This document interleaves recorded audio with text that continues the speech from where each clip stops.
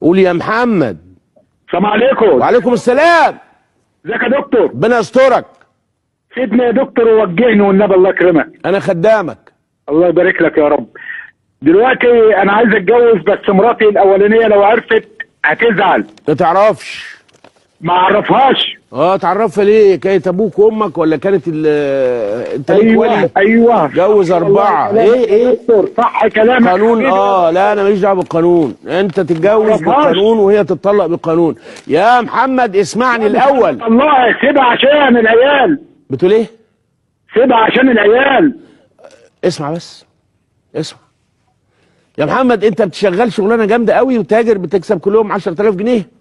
لا هو يعني يعني انت كده بتمسكني بايدي اللي بتوجعني، يعني كده انت بتقول لي ما تتجوزش. اقول لك في حد يكسب في اليوم 1000 جنيه حتى ولا 100 جنيه؟ والله العظيم 3 لو بتكسب 50,000 جنيه انا من حقي اقول لك ما تتجوزش، لاني اساس الجواز. استنى يا محمد، خلينا مع بعضينا. خلينا مع بعضينا يا حماده.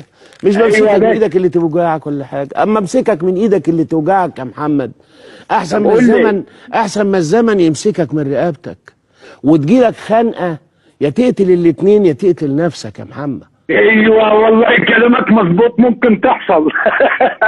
واخد بال حضرتك؟ شوف ايوه يا حبيب قلبي، بس شوف ام العيال والعيال وطلبات العيال، وشوف ايه اللي ممكن انت تعمله مع الست ام العيال.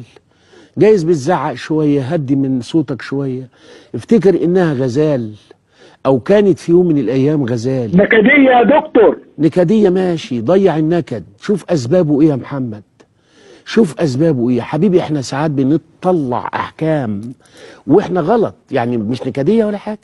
ولو هي معانا دلوقتي هتقول انا نكديه؟ والله ابدا، ده هو اللي بيعمل وبيعمل وبيعمل وبيقول. نتفق مع بعض على انها تلبس لك حلو وانت تلبس لها حلو، وعلى انها تمسك الطبله وانت رق، وتضيعوا الوحش عن نفسكم كل يوم ساعه.